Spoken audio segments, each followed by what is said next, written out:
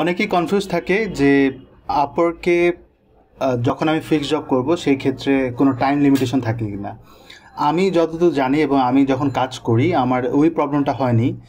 Client হয়তো recommend করে যে এতদিনের মধ্যে করতে হবে, সেটা সে কন্ট্রাক্ট যখন স্টার্ট করে তখন এরকম একটা নোটিফিকেশন আসে, মেসেজ আসে যে এতদিনের মধ্যে শেষ করতে হবে, বাট এমনটা না যে ওই টাইমের মধ্যে শেষ করতে হবে। এবং অনেক দিন যাবতও আপনি কাজ করতে পারেন একটা নির্দিষ্ট সময় পার হওয়ার পরেও ক্লায়েন্ট দেখা যায় রেসপন্স করছে না, আমি ডেলিভারিও করতে পারছি না, এমন সিচুয়েশন হয়।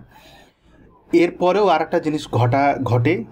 এরপরে যে জিনিসটা আসে সেটা হচ্ছে অনেকের কোশ্চেন আসে যে পেমেন্টটা কিভাবে মেনটেন হয়, বা পেমেন্ট বা অর্ডার কমপ্লিট হয় কিভাবে, বা কন্ট্রাক্টটা শেষ হয় কিভাবে। আপওয়ার্কে আপনি যে জবটা কমপ্লিট করবেন বা যে জবটা আপনার শেষ হবে, আপনি কাজ শেষ করছেন, ওইটা এমন না যে আপনি আপনাকে পেমেন্ট দিলে আপনার কন্ট্রাক্টটা এন্ড হয়ে যাবে, এমনটা কিন্তু না।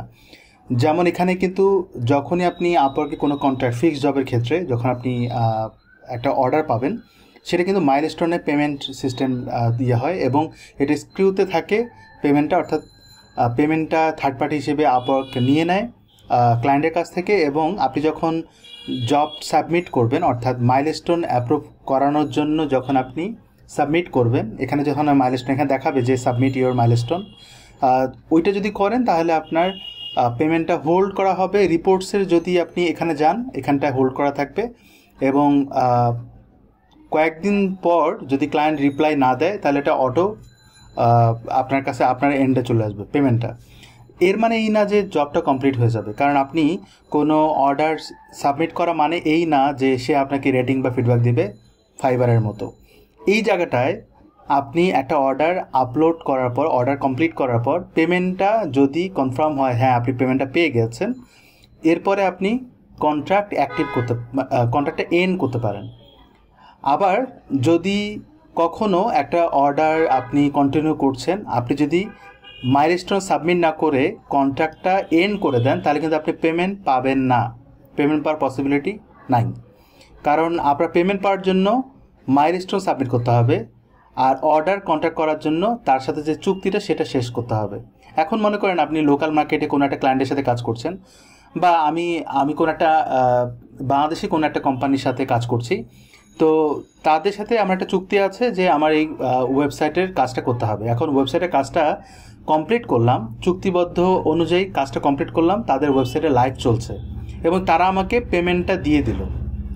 তো এর মানে এই না যে কন্ট্রাক্টটা শেষ। এরপরে কিন্তু আরও কিছু জিনিস থাকে, যেমন তাদের কিছু চেঞ্জেস থাকতে পারে, আপডেট থাকতে পারে। পেমেন্টটা আপনাকে দিচ্ছে কারণ আপনি জবটা কমপ্লিট করেছেন, আপনাকে খুশি করার জন্য পেমেন্টটা দিচ্ছে।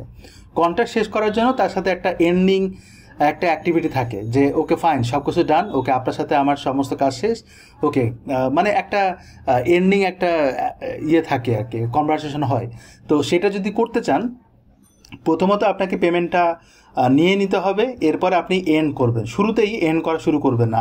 আপনি একটা জব কমপ্লিট করছেন, একটা জব হচ্ছে, আপনি মাইলস্টোন সাবমিট না করে যদি আপনি এন্ড করেন তাহলে কিন্তু পেমেন্ট পাওয়ার চান্সেসটা কম, মানে পাবেনই না। অবশ্যই আপনাকে মাইলস্টোন সাবমিট করতে হবে, এরপর আপনি কন্ট্রাক্টটা এন্ড করতে পারেন। এক্ষেত্রে অবশ্যই ক্লায়েন্ট রেসপন্স খুব ইম্পর্ট্যান্ট। এখানে আমার এটা সাবমিট হয়েছে, সে আমাকে পেমেন্ট করে দিয়েছে কয়েকদিন আগে, এখন আমি এটাকে এন্ড করব। তো এন্ড করার সময় একটা নোটিফিকেশন দিবে, তা বলছে are you sure you want to and this contract, you will be completed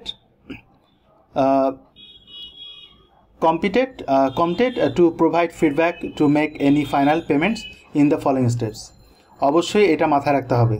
হ্যাঁ, তো এটা যখন আপনি এন্ড করে দিবেন তাহলে সেটা এন্ড হয়ে যাবে, এই কন্ট্রাক্ট তার সাথে এইটার মধ্য দিয়ে শেষ। এবং অবশ্যই আপনাকে রিজনটা দেখাতে হবে। এই রিজনটা জবটা কমপ্লিট হওয়ার পরেই তো রিজনটা আসে, কিন্তু পেমেন্ট তো পেয়ে গেছে, তার মানে কি জবটা কমপ্লিট, তারপরে এই অপশনটা দিচ্ছে কেন?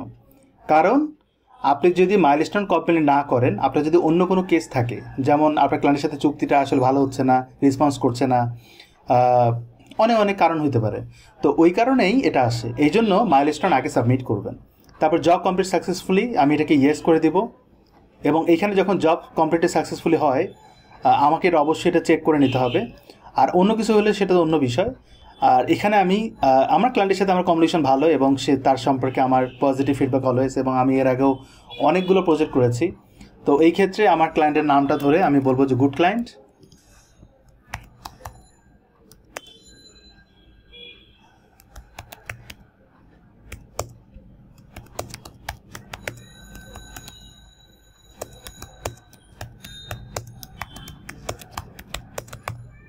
ঠিক আছে, আমি এটা দিয়ে দিলাম অ্যান্ড আমি এন্ড করে দেবো। এখানে কিন্তু এক্সাম্পল আছে যে আপনি এখানে দেখতে পাবেন I enjoy work with this project, মানে কিছু মেসেজ, এটা আপনি চাইলে কপি পেস্ট করে ইউজ করতে পারেন, দরকার নাই যে আপনাকে নিজে থেকে লিখতে হবে।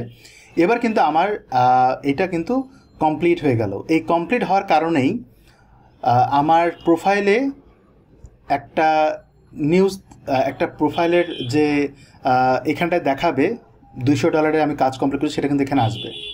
যদি আপনি মাইলস্টোন সাবমিট করেন, কন্ট্রাক্ট যদি এন্ড না হয় তাহলে এটা কখনোই আসবে না। তো আপনাকে এটা আনতে গেলে অবশ্যই এন্ড কন্ট্রাক্ট করতে হবে, তাহলে আপনার এখানে এটা দেখাবে।